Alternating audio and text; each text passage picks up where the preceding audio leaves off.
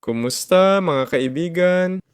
Sa channel ko, ipapakita kung paano iwasan ang biglaang pag-reboot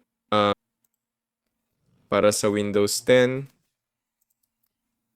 May mga biglaang pag-reboot dito. Para dito, puntahan ang Start.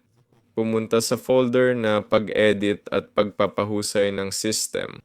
O hanapin ang Advanced at Startup and Recovery dito. I-click ang Settings at tanggalin ang check dito.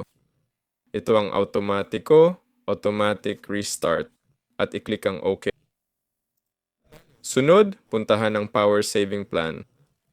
Oo, isulat power plan dito, baguhin ang mga karagdagang setting. Hanapin ang processor power, minimum processor state, itakda sa 5%.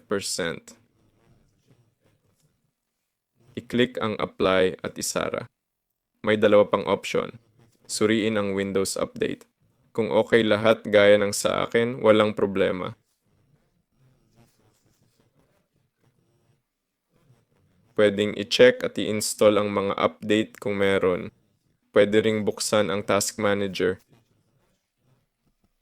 May startup dito, i-disable ang di kailangang proseso sa system.